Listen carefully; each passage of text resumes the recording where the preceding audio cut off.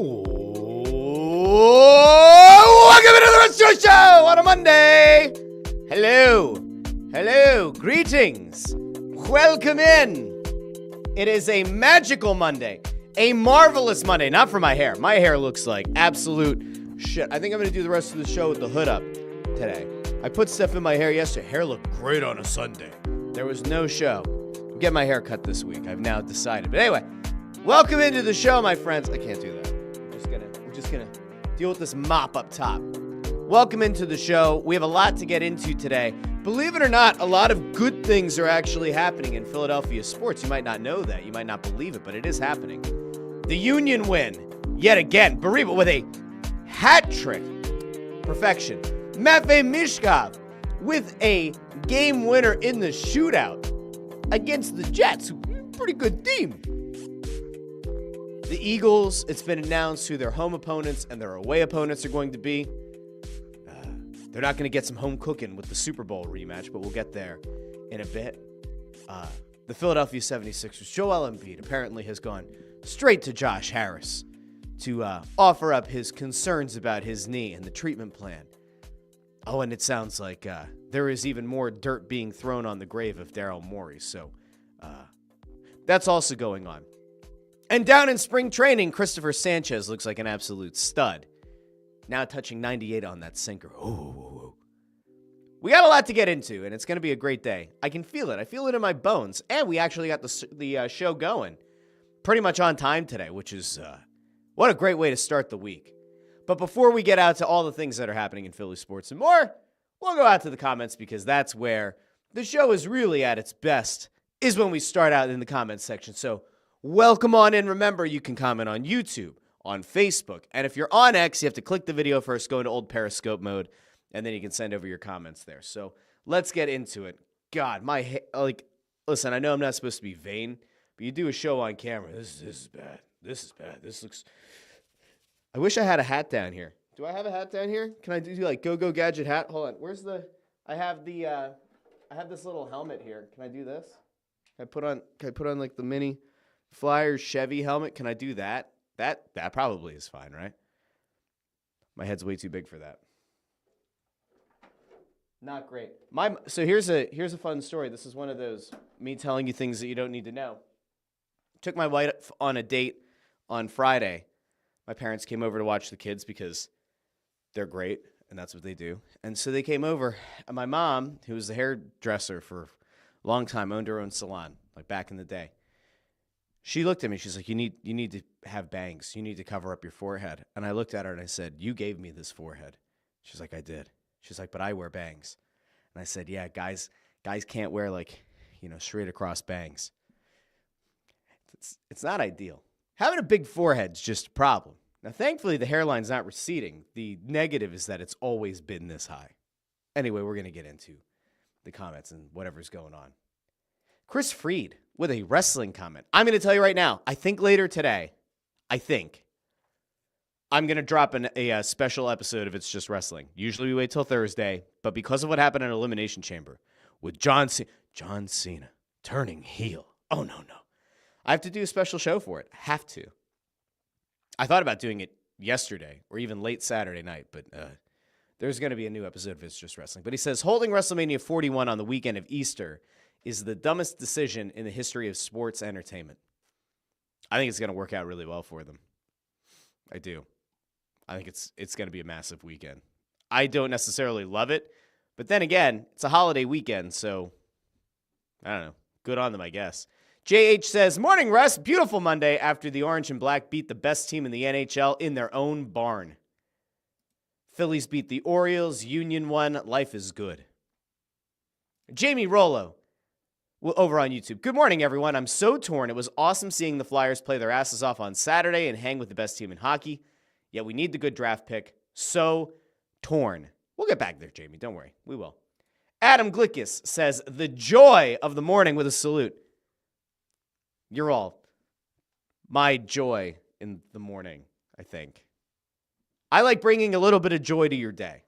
And if I do that, then we've all had a successful time in the morning. Speaking of the joy, Ford is here. Says, there he is, the weirdo in chief. I appreciate that. Yes. Does that make me a wick? The weirdo in chief? Sixers could still get the 4 seed. All right. It's not happening. It's not happening. Joel Embiid shut down for the year. It ain't happening. Not happening. Chris Freed says I should go with the Mohawk. There's no way. Absolutely not. JH says, Russ, don't forget that Michkov apparently had his eyes closed when he scored the game-winning goal in the shootout. Zach O with an oh yes! Good morning, Russ. Are the Flyers buyers at the trade deadline now? I'll hang up and listen. If the Flyers become buyers, we are going to have a significant problem when I get down to Wells Fargo Center tomorrow. I'm going to spend way too many nights at Wells Fargo Center over the next 2 weeks. 7 home games in 11 days. I'm going to see Ant and Bundy and intern Andrew more than I'm going to see my own children. That's not ideal. Love those guys. They're great guys. Well, at least 2 of them are. Great guys. Which one is the not-so-great guy? You have to decide. They're great guys. 7 out of 11 nights, I'm going to see those guys. And I have a work trip in the middle of it that I have to negotiate and kind of navigate around. So, God help me. Actually, that reminds me. That means that one episode of the show next week is going to be from a New York hotel room. I might have to change the time of the show next Wednesday. Or I'm going to have to record it the night before. It doesn't matter. It doesn't matter. We'll figure it out. Adam Glickus says, I want a statue of Michkov next to Rocky. And says, just kidding. JH says, the hair is rough, but you just got to embrace it. Well, there's a lot of hair up here. Like here, what if I do the show as an emo guy? Like what if I like harken back to like middle school? Hold on. There's a time I had a bowl cut and highlights in middle school. I can't even get it all to go over here. Now, that's like the permanent middle part is there for right now. I can't do anything about it. We're just going to deal with it. Nico says, what up? Zacho says, you always have the Russ stash, and that's all that matters. I appreciate that. Greg Bondarenko with a good morning, all. JH calls the John Cena turn the best heel turn in the history of wrestling. Seriously, I am going to drop a new episode of the show. I'll put it up here in the corner in case you ever look for it on YouTube or wherever you get your podcast. It's just wrestling. We have to get into the John Cena heel turn because it is one of the craziest things I have ever experienced in my many years as a pro wrestling fan. I was not allowed to watch, or I wasn't allowed to get pay-per-views back in the day, so I missed Bash at the Beach when Hogan turns and joins the NWO. I just remember going to Monday Nitro the next day and saying, what the heck happened? But anyway, we'll get there. The John Cena turn is an all-timer. It was a beautiful moment, well set up. I mean, it was incredible. But not everybody here likes pro wrestling, and unfortunately, we're just going to have to hold off. Jim Cochran says, I'm telling you, that Baribo for the Golden Boot bet before it's too late. Oh, get that Golden Boot bet before it's too late. He's looking really good. The Union all of a sudden looked like they actually had a good plan. I always give credit to Ernst Tanner. We'll get to the Union a little bit later on in the show. I have always given Ernst Tanner credit. I just think it's a shame that there's, this quasi-poverty franchise. I don't necessarily love the fact that this team is just unwilling to spend actual money on talent or actual money relative to what the rest of the league spends, but we'll get there. The Union look really good through 2 games. You can call it the new manager bump. You can call it whatever you want to call it. It's still a talented team. Now, did they run too much of the roster back? Maybe. But as of right now, they look like a good squad. Josh Gaynor says, good morning, Russ. Baribo could legit be in the top 5 of all-time Union goal scorers across all comps by year's end. He's one outside the top 10 already. It's insane. He's had a hell of a start to the year, and good on him. We all know how I feel about the Phillies. If the Union are going to go back to being like the Union, like going back to being a potential MLS Cup contending team, that makes the summer a whole lot more interesting. I don't know if I'll actually go down and cover any games this summer. Usually I try to get down to cover 1 or 2. I don't know if I'll do it this year, but I'll definitely spend money to take the family down to go watch a game because I love Subaru Park. And ultimately, I do love the Union. I do. I talk a lot of shit about the Suns' Bend because I think they're incompetent. And I do talk a lot of shit about ownership not spending money because relative to other big market teams in that league, they do not spend money. But I still will go out of my way to root on the Union. I just need the Sons of Ben to do more than 5 chants. That'd be great. More than 5 songs. That'd be great. I don't know. Try something new. Mix it up. Who knows? Nico says, fly, Union, fly. Ant DeGraz says, a beautiful day to trade Scott Lawton and get a first. We'll see if that happens. I have to think that there's a good chance, but we'll see. Landros 2 says, morning all. Thank God for the end of another February. February is out. March is in. We can all feel a little bit better. I think we hit the spring of deception, right? There's the graphic that goes around this time every year with the 13 different seasons in Pennsylvania. And I think we've entered spring of deception. Was it on Sunday or it was Saturday? You wake up and it's 58 degrees outside in the morning. You're walking around. You're like, man, I might put on short sleeves, crack out some shorts, right? Bring out the hoochie daddy shorts, right? Show off the gams, show off the calves. Get the wife looking at the well-toned calves. And then what happens? By 4 o'clock later that day, it's frigid cold again. Not fun. My son's team, though, did pick up a big win on Saturday. So we'll take that. Let's see. Ford says, remember, we say when we are right and wrong. I knew the Sixers season was over as soon as Joel played the Olympics. He looked bad then. He looks bad now. His future prospects look even worse. We will get there very shortly. Jim Grasso says that the Flyers are going to pick 15th. Woo, woo. Let's not have the negativity. We're going to go all positivity today, okay? Chris Freed asks, will you be promoting the intern to producer on Russ Joy or on the Press Row Show? No, he is forever intern Andrew. I convinced him to change his handle on Twitter to intern Andrew. He will forever be intern Andrew. If a day ever comes that he becomes producer Andrew, he will still be intern Andrew. There's no changing it. Alex checks in, calls me Joey, but I'll take it. Hope you had a great weekend. I hope you had an even better one, Alex. Says, with the Flyers starting to win and hurt their possible top 5 draft pick, should I as a fan be happy or a little upset about this? Thanks for the great videos. Thanks for checking in, Alex. It's a great question. We could go there. Also clarifies with the mint Russ. It's okay. I don't think that you should be, what's the best way to put it? As a Flyers fan, you can be upset that the team went out and beat Winnipeg. You can be upset that the Flyers have played some good games of late, one against the Penguins, one against the Oilers. You can get upset every time they win. But I'm just telling you now that if you get upset every time they win, you're probably going to have heartburn a little bit. Now, the good news for you is if you want to watch the Flyers race to the bottom, they're about to enter one hell of a tough stretch. The entire month of March is it's a gauntlet. Now, they're not going to make the playoffs, right? If this team somehow makes the fucking playoffs, after all we've been through, after finally getting that little tease, we're going to trade away Morgan Frost. We're going to trade away Joel Farabee. There goes some playmaking. There goes some goal scoring. You people want a tank. We'll give you a tank. If you were one of those people, and in fairness, I said, hey, you're losing some playmaking with Frost. You're losing some goal scoring with Farabee. Going to be hard to score goals. Kuzmenko is getting everybody believing Peltier is Peltier, but this team has looked so much better since trading away Morgan Frost and Joel Farabee. It is mind-numbing. It is absolutely perplexing. I can't believe how much better this team has looked since moving Frost and Farabee. It is like night and day. And it makes you wonder how much of a waste, how much wasted time was put into the development of both Frost and Farabee. Neither of whom, by the way, has found a ton of success since going out to Calgary. I'm not saying their careers are over. I'm not saying that they're total busts and frauds and all that. But neither of them have found a lot of success at all. And so it does make you wonder.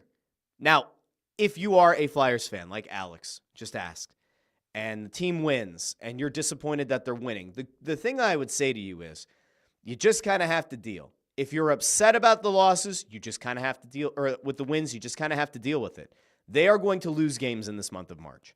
They will probably lose more than they win. Now, we will go out and do our thing that we've kind of grown accustomed to doing on this show. We're going to check in on Tankathon. Remember, last week, one day we checked in, they had the 7th best odds of getting up to the number 1 overall pick. Another day, they had the 6th best odds. And as of this morning, so as of On Monday, March the 3rd, the year of our Lord, 2025, the Flyers have the 8th best odds right now of getting that number 1 overall pick. Now, as I have pointed out here many, many times, you just have to look in the points column. The games played, there's a bit of variance, right? Pittsburgh has already played 63. They already have fewer points than the Flyers do. That's not ideal. The games in hand thing that you use where you've played fewer games than the opposition and you're trying to chase a playoff spot, that's one thing. But if a team has played more games than you already and they already have fewer points, that's not ideal. But if you look over at the points, right? From Seattle with 56 points all the way to, like, let's say 14 where the Rangers are, where their pick would convey to Pittsburgh, it's 64. That's an 11-point gap. Now, if you want to look at where the Flyers are at 62 points, it's not ideal, but they are going to lose some games. They have 21 games to play. They're not picking up 42 points over the last 21 games. I would expect they 10, 12. 10 or 12 gets you in that top 5. It gets you in that very comfortable top 5 spot. Remember, the big thing you want to keep an eye on here isn't just hoping and praying for Lady Luck to smile on the Flyers for the first time and have it actually work out, right? I'm not talking about getting, Lady Luck and you end up with Nolan Patrick instead of Cal McCarr or Heiskanen or even Elias Pettersson. I'm not talking about the unfortunate lottery luck where you get JVR instead of Patrick Kane at number 2. If you can just somehow end up in that top 5, the worst that you can then finish is like number 7. You can get jumped by 2 teams and still pick in the top 7. If you're the Flyers and you finish at 8 and you get jumped twice, well, then you're down to number 10. Now, again, this really is a 3, maybe 4-player draft. You're not going to be able to lose enough games to end up where San Jose or Chicago are. And I find it hard to believe that Nashville is all of a sudden going to go on a heater.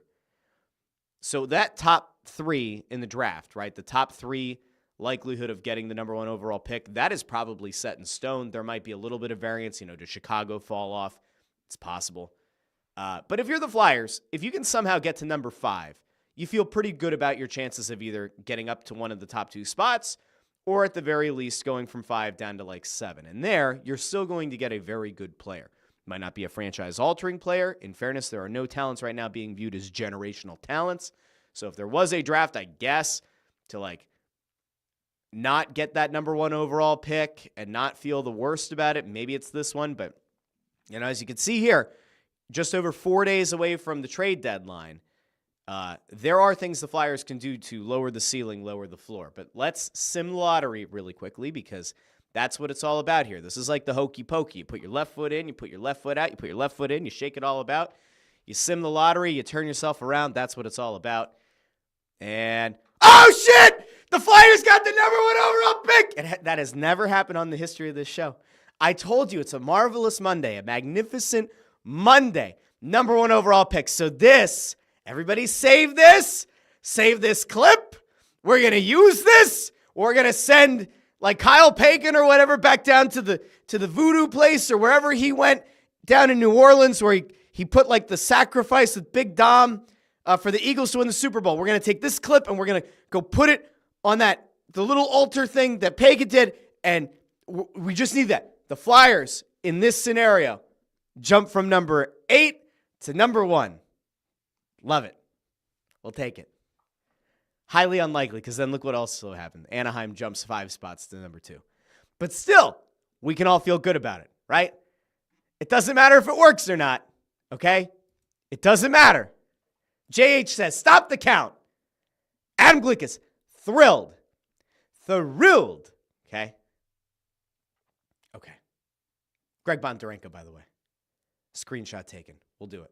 JH says they have to honor it. They're contractually obligated to. Okay. So that's a little bit of good stuff. Now, we're going to go back over to the comments here really quick because I kind of derailed this on the, should we be happy or sad about the Flyers winning games? Kind of is what it is. They're not going to do, the thing is, they're not going to be able to do anything to really tank the season. Now, Lawton could be dealt. And actually, let's go over to Lawton really quick because it was hilarious.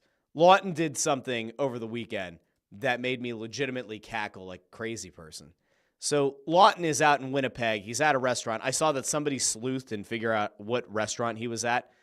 But Scott Lawton puts out this image. Now, there were some people who got triggered by it because, of course, they did. But Scott Lawton puts out this picture. Very Last Supper-esque, right? So Lawton's sitting at the table with the rest of this crew. And then, of course, people start speculating. Does this mean Lawton knows he's being traded? Does this mean that Lawton is aware that a trade is imminent? Obviously, he didn't get dealt, so there was no trade imminent. I looked at this and I laughed. And there were people who said, well, you know what? You can't be triggered about what happened at the Olympics and then think that this is okay. And I view it as, this is recreating the painting. I don't view this as a mockery of Christianity. I view it as a guy who's just legitimately calling it the Last Supper because it's his last road trip potentially as a member of the Flyers. If you got triggered by it, I apologize that you got triggered by it. Maybe Scott Lawton will apologize to you for triggering you. But I thought it was really funny. It was well done. I still think that he gets traded. Risto, I'm still very confident will not get traded, but we'll find out. Landro says, you should make your show Friday after the deadline is passed so I have somewhere to whine when Danny Briere finds trades hard to make. I think that there's a good chance that I still do Friday's show at the normal time, but then either here or over on Snow the Goalie, we do a post-trade deadline show. I don't know what that'll look like yet. Keep in mind, Snow the Goalie this week with Press Row Show, we are going to have Tuesday, Thursday, Saturday, and Sunday. So you're going to get four episodes with constant updates about what's happening around the trade deadline. I might do, like if Briere makes a huge trade or deals somebody that we don't expect him to deal, then maybe on this show I'll do like an emergency episode Friday afternoon. I'm really not sure. Sam S. says it's hard to be negative about the Union when they keep blowing out good teams. Correct.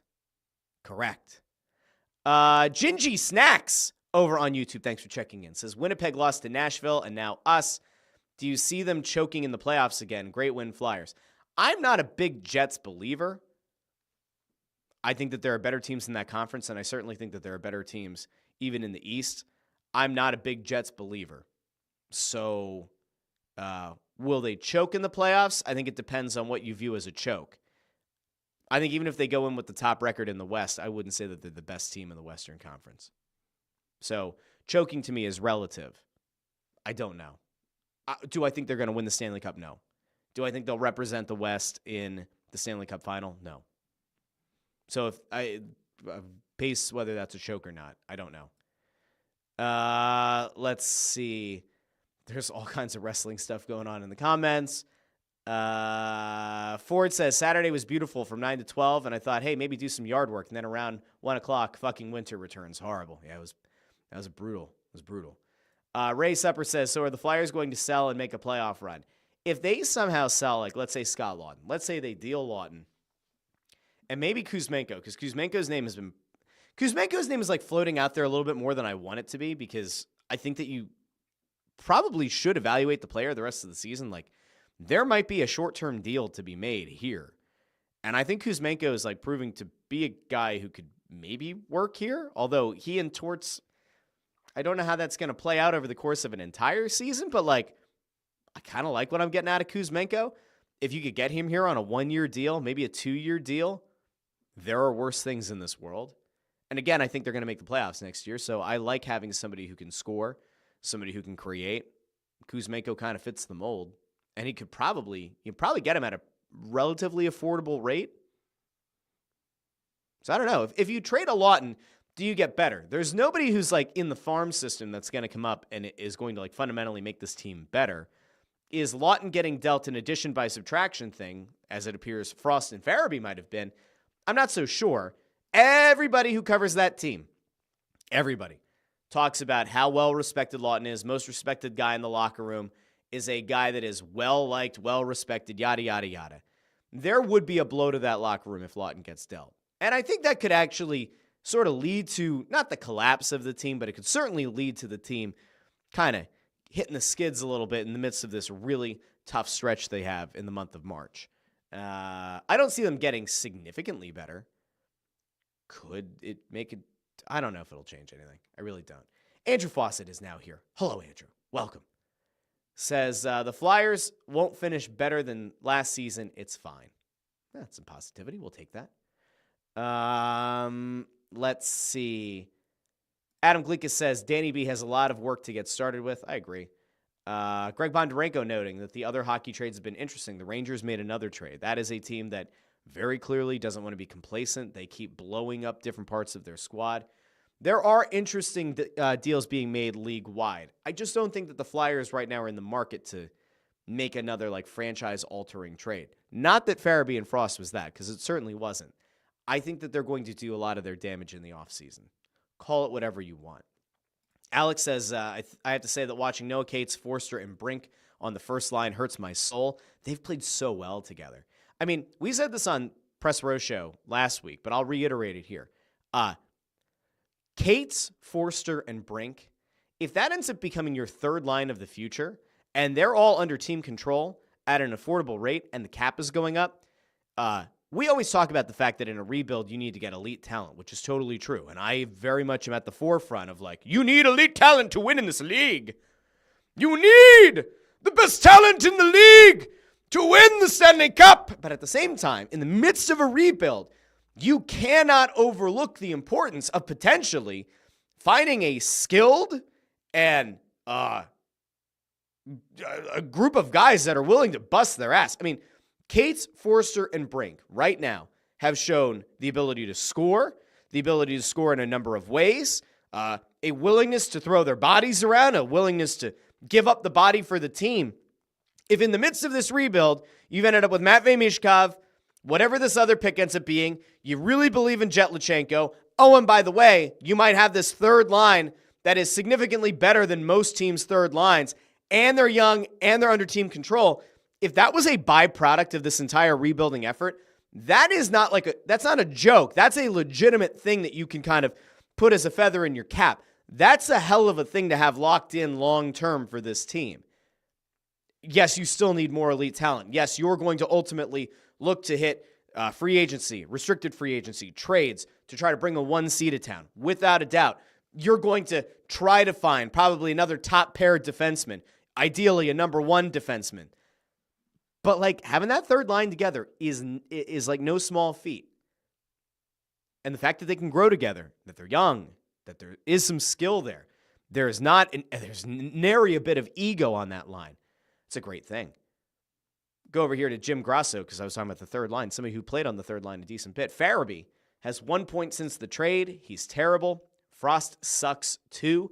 Like Torts said, addition by subtraction. Ray Supper says, moving Frost and Farabee allowed Torts to put together a line of Brink, Forster, and Cates. As long as it's understood that's a good third NHL line and plays those type of minutes, they've got something. I agree. 100%. Greg Bondarenko says, wonder if the Flyers will do a video tribute for Frost and Farabee. They will. Without a doubt. Without a doubt. They will absolutely get some kind of a tribute video. Philly Sports Experts over on X asks, what's your prediction, Russ?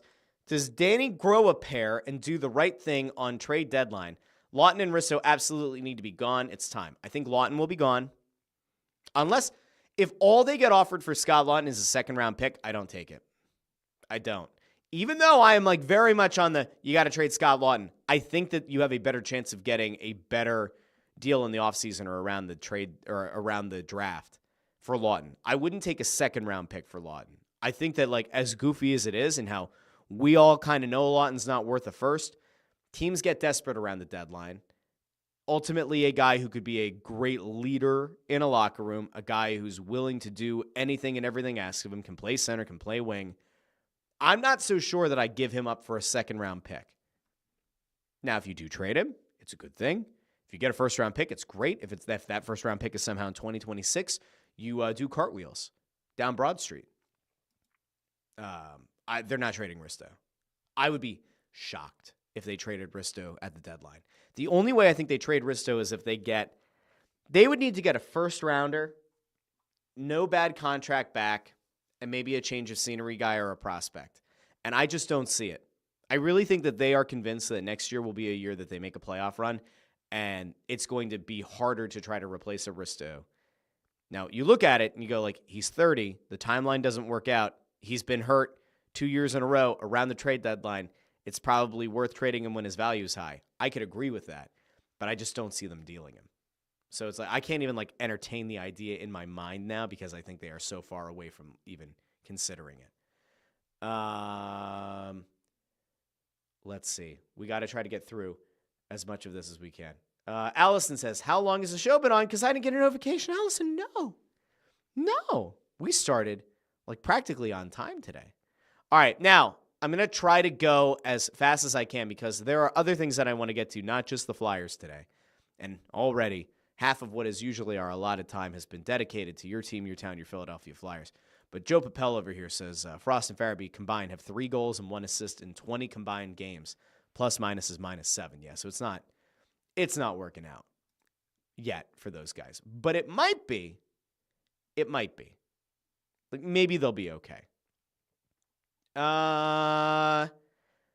Let's see. Sean C. says, circle your calendar for March 20th. Not a chance in hell does Ovechkin either tie, pass, or do both against the Flyers. I'll tell you what, I would have loved to have seen Ovechkin break that record in Philly just to say that I was there for history. But I think he breaks that record this season. I do. And it's going to be really cool because it could happen in a game that actually has playoff ramifications. So that's pretty neat. Okay. Let's see. Sean C. says, meaning to say Ovechkin will either tie, pass, or both against the Flyers. Bad wording. We'll see. Jamie Rollo says, Panthers preparing for the loss of Ekblad. Maybe a Danny B signing this offseason. No idea. No clue. I don't know. Allison also giving Chris Freed in this comment section a shout out. Chris Freed currently leads the predictions tournament thing that we have going, the predictions contest over on Snow the Goalie. So there you go. All right, now the Flyers are done. I mentioned briefly that your team, your town, your Philadelphia Union have won their second game of the season. They look about as good as any team in the Eastern Conference right now. I don't have a ton to get into today because I have it on or in the back of my mind to have a Union writer come on to the show later this week to really do a little bit more of a deeper dive into the team. So bear with me there. But we do, in fairness, we do acknowledge the fact that the Philadelphia Union are 2-0. And by the way, that happened since I dropped the 2010 team. I had the 2010 team over here on the wall, and I replaced it with the Super Bowl 59 front page of the Philadelphia Inquirer. And since I knocked down the Union poster in favor of those, the Union are 2-0. So I guess that means it just needs to stay on the floor. Sean C. also says Baribo has more goals than Frost and Farabee combined. Mm-hmm. Now, there are other things that I want to get to. Namely, it is brutal right now if you're a Sixers fan. Why? Because, stop if you've heard this before. And by the way, we're going to get to Phillies in a little bit, and we're going to get to the Eagles' opponents towards the end of the show. But we have to go over to the Sixers really quickly. The Sixers are a fucking disaster right now. And it got even worse over the weekend because the team kind of did the news dump that Embiid's going to be shut down for the season. And, like, on one hand, you might say to yourself, oh, that kind of sucks, Embiid no longer, being in play kind of hurts their chances of, making the playoffs, which is not going to happen. But Embiid gets shut down by the Sixers, and shit goes sideways almost immediately because Shams puts out a report that's like, casts a lot of doubt on the relationship between the player and the team. And so I want to go over really quickly first, Shams put out on the 28th. What day was that? Was that Thursday? Was that Friday? 3rd, 2nd, 1st, Friday. That Embiid was shut down for the rest of the season. But it got worse because Shams goes on TV and essentially tells you that, like, oh, no, things are not ideal in Philadelphia right now between the player and the team and the treatment plan and all that. Stop me if you've heard this before. But apparently Joel Embiid and the Philadelphia 76ers aren't seeing exactly eye to eye about Embiid's injury and the entire healing process and the process to get him back on a court and hopefully playing back at MVP level, I guess, in the 2025-2026 season. Let's go over to Shams. So this is what Shams had to report a few days ago. Malika, this all came to a head over the last couple of weeks, specifically when I'm told Joel Embiid went directly to 76ers owner Josh Harris about the state of his knee and about where the realization he's at with what's in the best interest of him, the organization, as far as a potential shutdown. Because remember, Josh Harris owes Joel Embiid up to $300 million over the next 5 seasons. So why does he owe $300 million over the next 5 seasons? Oh, because, of course, Daryl Morey chose to give him a 3-year extension before he needed to a player who has been oft injured and a guy who it was kind of hard to justify giving that money to unless you thought you were going to have to trade him, that he was going to get unhappy. And maybe that was part of the calculus. But Embiid goes directly to Josh Harris. Let's keep going. The backdrop to all this is that over the last month, we've seen fundamental differences between Joel Embiid and the 76ers as far. Oh, that's always a good sign. When you have fundamental differences between your oft injured MVP and the team, that's always a good thing. That's what we love here. Oh, yeah, it's never happened in Philadelphia before that a player in the organization don't see eye to eye about the treatment process and about how you get the guy back to being healthy. Oh, yeah, it's never happened here before. Certainly not with the Sixers. Oh, no. The Sixers certainly haven't had injury issues in the past that have led to friction between a player and an organization and also left the fans, mostly in a state of constant fucking limbo, wondering if the tickets they buy to go see the players are going to actually matter because the players probably somehow not going to end up in the lineup.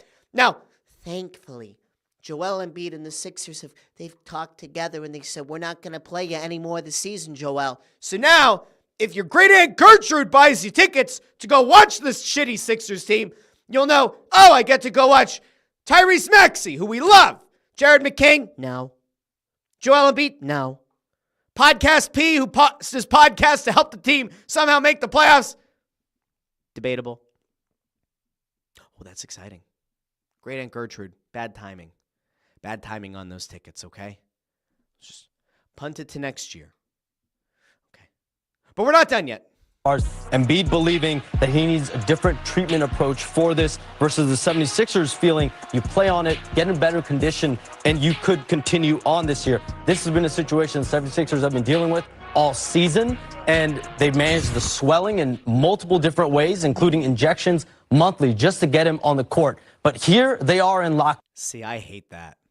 I'm going to come back there in a second, but I hate what he just said. Step. This is all about getting Joel Embiid back on the court in the best sustainable way, and they are in lockstep about that.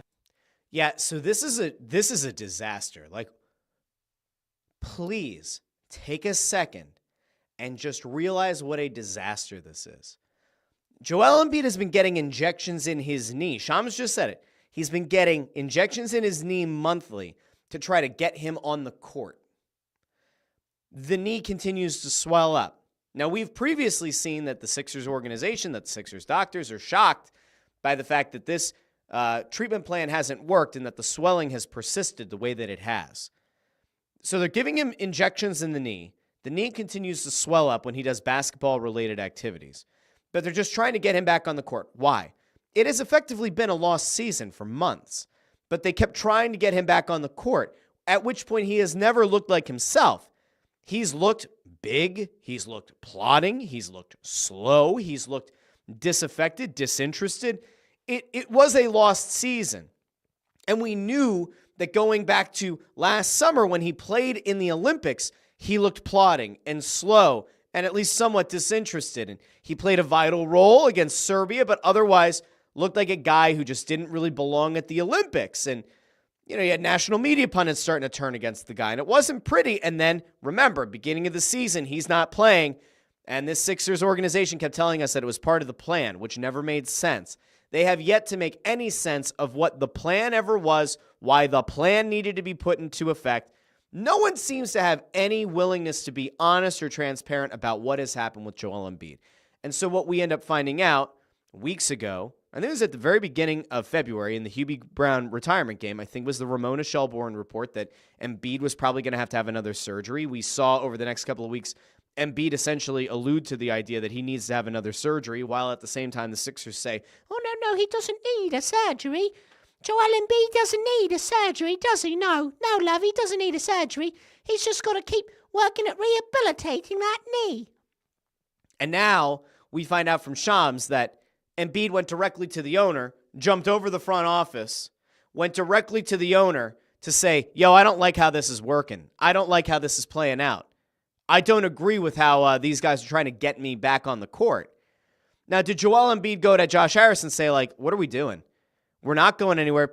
Playoffs aren't happening. You're going to lose the pick. Like, what are we doing? I can't imagine that was the content of the conversation. But could Joel Embiid have said, yo, why the fuck are we putting my long-term health here at risk, given how much money you owe me over the next 5 years? Why are we doing that to try to get me back on the court to, like, maybe have the chance to make a play-in? Why would we do that? It makes no sense. And now we find out, oh, everybody's in lockstep. Like, now Embiid and the Sixers are in lockstep after he talked to Harris. I'm sorry, I have a really hard time believing any of it. The only thing that I do know for certain is that this Sixers team won't make the playoffs. This Sixers team will hopefully get that top 6 protected pick and will be able to add another young piece to this roster. But holy shit, this is bad. It is really, really bad. And, like, here's the big question. What are they going to do with Embiid's knee? Because it seems like every conventional surgery and treatment isn't working. Do you run the risk of trying to do this, like, meniscus replacement surgery that's been thrown out there? There was the idea kind of posited about breaking the bone in his hip to try to realign the knee. Like, are they willing to try an experimental procedure or something that hasn't been done with a guy his size? And, like, are they willing to do that in the hopes that it does return him to form? Or are they going to continue to take what are essentially half measures? I don't know, but boy, this is not a great development if you're a Sixers fan. The only way it's a great development is if you, one, wanted to see him shut down so you can have a better chance of getting that pick. And then two, if you're one of the people who are trying to sell themselves on the idea that you can apply for that medical retirement, which would take the money off the books. The Sixers would still owe him the money, but the money would come off the cap. And then you say, all right, we're removing this ultra uber max player from our books. And then you have Tyrese Maxey, Jared McCain, whoever the top 6 pick ends up being, and you try to, like, build from there. But, like, we all want to see Joel Embiid get back out there. So, like, I don't take it as a win if you even were able to apply for the medical retirement and just Joel Embiid never plays another game. That'd be a shame. Yeah, this isn't ideal. I'm going to go over to the comments, though, because there are a lot of people who also took exception to some of this. And, you know, it's kind of hard at this point to try to find, like, a level-headed response to any of it. The only thing that we do know is that Embiid's season is done. And in the midst of all of this, there is more heat getting put on Daryl Morey. And so I really do want to throw over to Stephen A. Smith quick, because over the weekend, he's on a national show as always. He's on NBA Countdown. And he weighed in on Embiid getting ruled out, about what happened with Embiid going to Josh Harris, and about whether or not this has any impact on Daryl Morey's future with the team. So let's go over there, and then we'll go back out to the comments. There are rumors that owner Josh Harris was very reluctant to sign Joel Embiid to this extension. And Daryl Morey was the one who said, we got to do it. If that's the truth, Daryl Morey is in a world of trouble. And I would remind everybody, Josh Harris doesn't only own an NBA team. He owns an NFL team. Why do I bring that up? Who's his partner? Who's one of his minority owners? Just somebody that happens to be a 5-time champion and the greatest point guard in the history of basketball. What you think? All he's doing is sitting there talking to him about the Commanders? You trying to tell me Josh Harris, a billionaire who purchased an NFL franchise for over $6 billion, has Magic Johnson sitting next to him, and they're going to ask him a question about basketball? Josh Harris has asked me about basketball. Oh. So there's no way he has Magic Johnson next to him and ain't asking him. Oh, so Josh Harris is now asking for Stephen A. Smith's thoughts on basketball. Okay, very interesting. Now, The reason I bring all this up is because the rumor was circulating for a while. We talked about it when Bill Simmons brought it up on his podcast a month or so ago, that Bob Myers' name has been brought out there because of his involvement in the hiring process for the Commanders.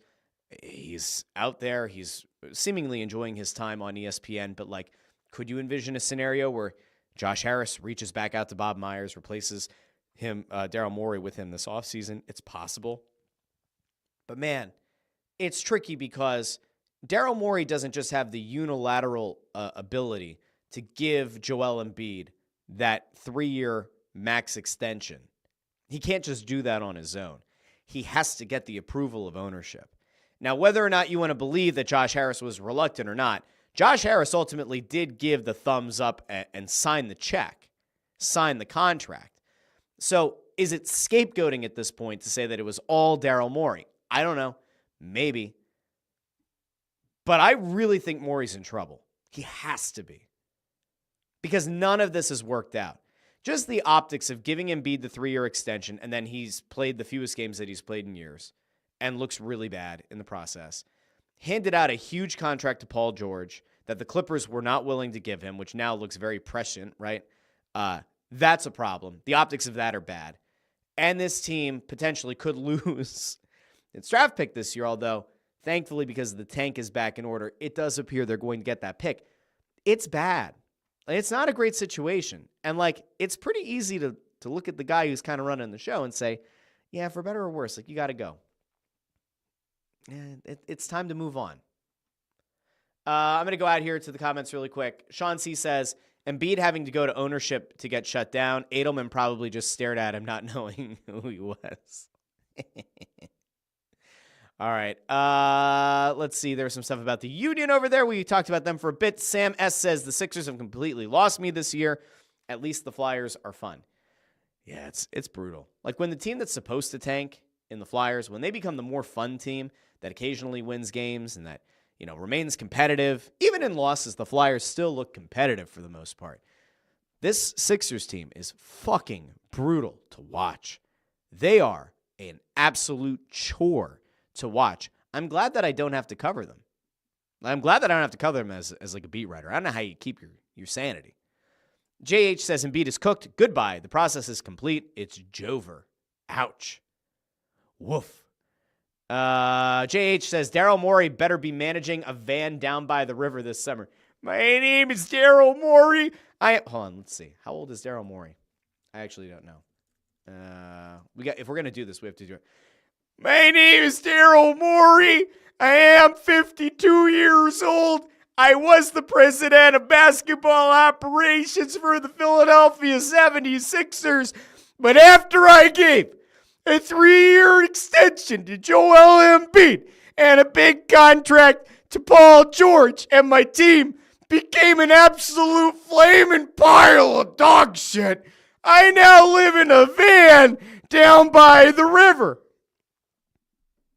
I just want to believe that that's going to happen. Please, Josh Harris, make that happen. Replace Daryl Morey this offseason. Save us. Josh Harris isn't a bad owner. He's not.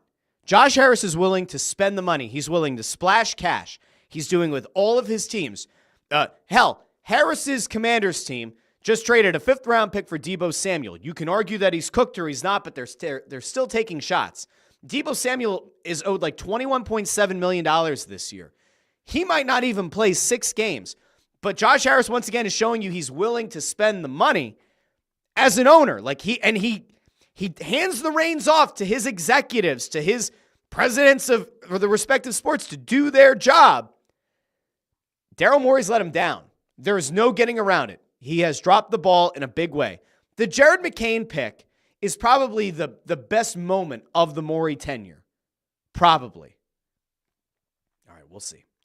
Sean C. asks, wonder if Embiid knows he's at most to blame. Point blank, it was selfish of him to go to the Olympics while still with knee issues.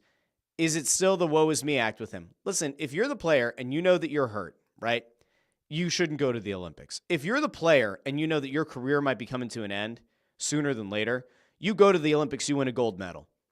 On a human level, I understand why Joel Embiid went to the Olympics. But I think it's really, really hard if you're the Sixers to look back on that and smile. And in fairness, we all kind of knew that if he ended up at the Olympics, there was a high probability he was going to somehow end up hurt. Again, we don't know if he got hurt at the Olympics. Did he get hurt before the Olympics? Did he get hurt after the Olympics? But he wasn't there to start the season, friends. So, something went awry. Let's see. Chris Freed says Embiid has played in 453 of 883 regular season games. That's 51.3% of regular season games in his career. That's bad. That's really bad. Landros 2 says overweight, 7'2". Doctors are shocked he has a knee issue. WTF? Are these the same doctors that signed off on that 3-year extension 4 months ago? Maybe. C-Max says Russ Embiid needs genetic testing. He's got inflammation issues within and bad habits. Quote from Olympic teammates has to be his diet. The surgery he had shouldn't have been the issue it is. I mean, he's a huge guy. Jim Grosso says get the surgery, take off next year, get a top 3 pick, and 2027 make a run. But by that point, Embiid's done. We all kind of knew there was a finite window here of Joel Embiid to be an MVP candidate, and you're pretty much about to exit that window. Now, if divine intervention somehow happens and Embiid is back to MVP form next year, fine. I think you've now seen the best of what Joel Embiid is going to be. Again, if you get to a point where he's the third option on the team, you're probably in very good position. You actually might be in a better chance of winning the NBA Finals with Embiid as your second or third option than you would as the entire offense running through him. But yeah, I don't see the idea of kind of punting and then trying to make the run in 2027 and him still being here. I don't get it. Sean C says, considering everything that's happened in the last 4 years, it really seemed like this team's window of contention slammed shut after they blew it against Atlanta. Yeah, I agree. And here's the thing. This is why, I've mentioned this over on the Eagles side of things. You look at a window and you say contention window, chance of a dynasty, all that. The thing that the Eagles have going for them is the youth and the fact that they just have the mentality of killers, right? They have the mentality of it's almost like mental illness in a way. Not in a negative way, but the Eagles won the Super Bowl, and in the few days between winning it and the parade, they're talking about how this didn't fulfill me the way that I expected it to. It's about the journey. I'm ready to start again. And then, after the parade, you're seeing Lovato, right, taking it was Bridman Mann taking snaps, right, from, I guess, his wife, on vacation or something. They are all just so locked in. That's what you need to be a great team, a potential dynasty. This Sixers team does not have that. Or at least Joel Embiid does not have that. Ford noting, they still signed him to the extension. So many incompetent GMs out there. Just people spending crazy money on an old-ass dudes who don't play. Yeah, I mean, listen, there's nobody right now who can make heads or tails of why the Sixers felt compelled to sign Embiid to that contract. The only thought is that maybe he would have said, if you don't sign me to this deal, I want to be dealt. And the optics of the Sixers trading Joel Embiid following the Olympics would probably be bad. I mentioned last week, though, that the idea was put out there that prior to the Mikal Bridges and the Karl Anthony Towns deals, the Knicks were potentially going to offer a treasure trove of picks for Embiid, and that probably would have helped a lot more than he's going to now. Joe Papel with the ultimate fantasy. In an alternate universe, it'd be interesting to see what would have happened if they kept Sam Hinkie. I'm convinced that if Hinkie had remained here for another year or two, they would have been in an even better position. And no one can convince me otherwise. And I can get into that on another episode when we're not up against it time-wise. But that was the biggest travesty. And the fact that Sam Presti was able to go out and execute probably an even more egregious tank in Oklahoma City and now gets all the praise in the world from national media is insane to me. Jim Cochran says Embiid might be gone, but his absence has allowed Quentin Grimes to be the player we all knew he could be. Greg Bondarenko says the Sixers remind him of the team that he watched in the early 90s. Oh, there we go. I'm a little bit behind on the comments, but getting some nice Chris Farley stuff. I appreciate that. Okay. That's the Sixers part of the show. The really down and feeling sad kind of Sixers part of the show. Can we bring it back to a little bit of positivity? I'd like to bring it back to a little bit of positivity. The Phillies are maybe the weirdest team to me. As you guys know, I don't believe they have the killer instinct. I'm hoping that at some point they're going to be able to find a killer instinct. But I do want to show you something, and I'm glad that John Foley, who works over at on Pattison, I'm grateful that he put this together, because Cristopher Sanchez to me is maybe the most intriguing guy on the entire Phillies roster.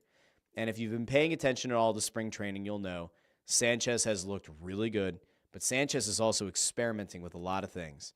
And this is where you get yourself really excited about whether or not the guy is going to be able to be something special this year. Remember, last year we viewed Sanchez as like a number 4, and then he somehow kind of proved himself to be a number 2. We're going to go over here because, again, John Foley put this together, and it's fantastic. Cristopher Sanchez, he jokes, will be throwing 110 miles per hour in 2027 if these trends continue. Here's your difference. 2023, his average fastball velocity was 92.1 miles per hour. The next year, 2024, his average fastball velocity was 94.5, so that was up 2.4 miles per hour. Here's where he was on Sunday. 98.3 was his fastest pitch of the game.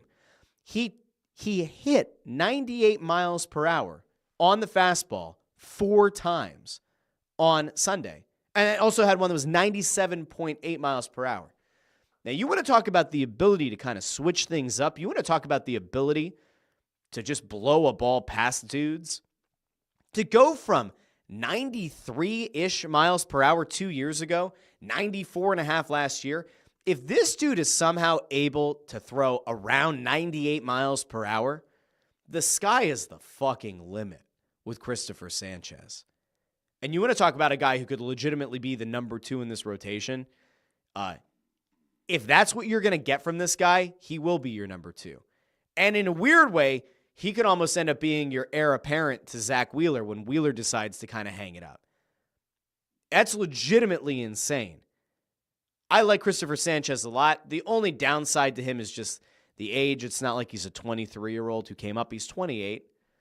But just given a number of the core players on this team, you could probably,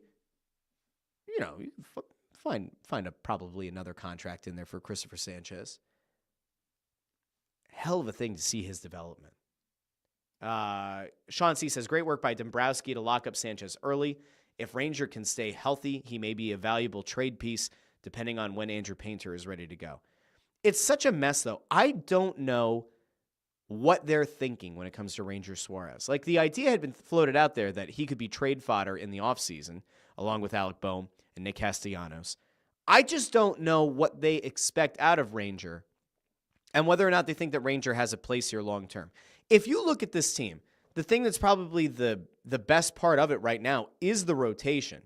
I have pretty consistently said, I don't think that this Phillies team is going to win 100 games, is going to win the National League. I'm not even convinced they're going to win the NL East.